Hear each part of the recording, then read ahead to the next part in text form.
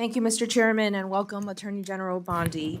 Tens of thousands of public servants at the Department of Justice and its bureaus have historically worked very hard and continue to work hard to protect public safety and uphold the rule of law in our country. Yet, I must take this opportunity to express my very strong concerns about this current administration's lack of respect for the rule of law.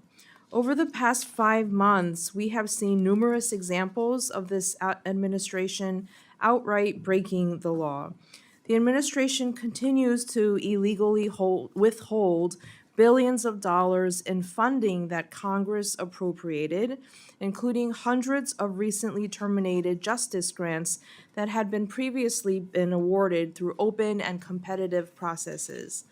The administration is violating the federal law that mandates that the Office of Management and Budget publish apportionments and show the public how and when federal agencies are spending appropriated funds.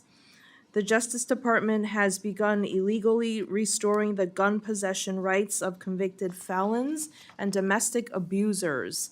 It's allowing the sale of forced reset trigger devices without a background check.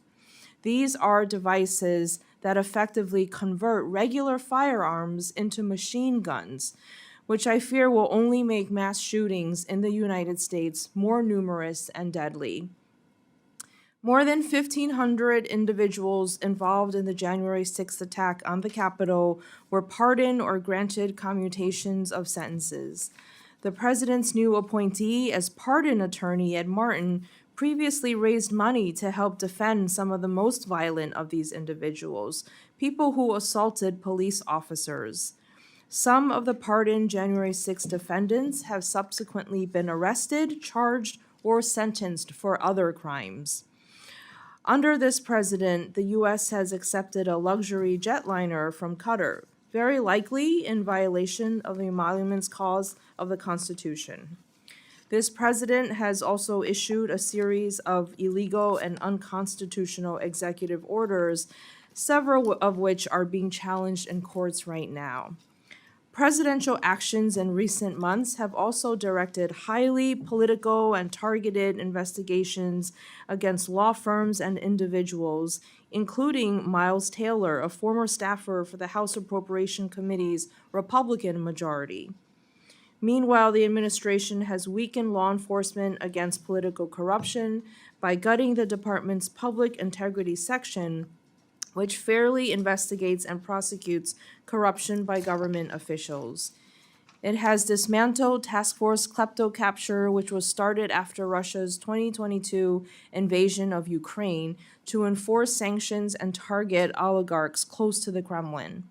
It has also ended the FBI's Foreign Influence Task Force, which was created to defend against foreign influence operations targeting U.S. institutions.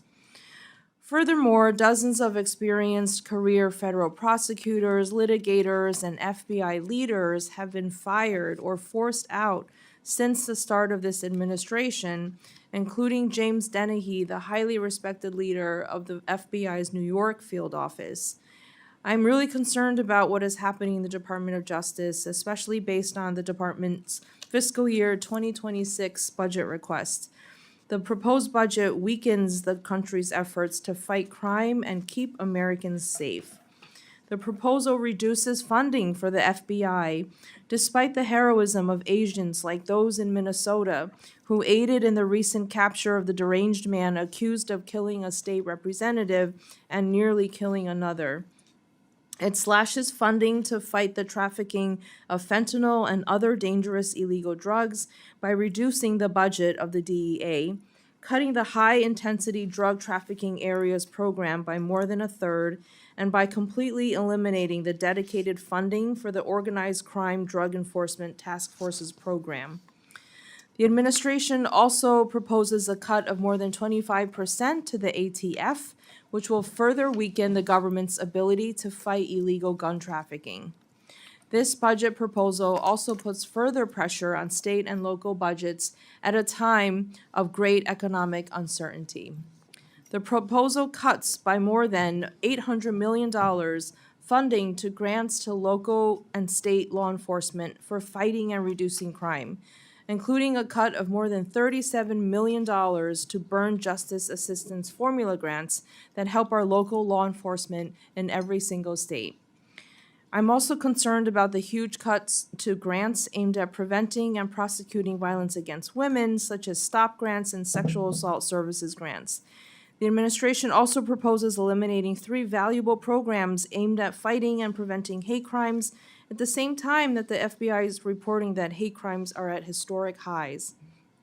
The administration's budget would completely eliminate the Community Relations Service, which was created by the Civil Rights Act of 1964 to prevent and resolve conflicts in American communities.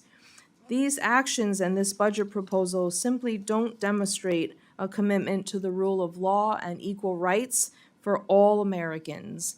I look forward to discussing these important issues at today's hearing. Thank you for being here, and thank you, Mr. Chairman, and I yield back.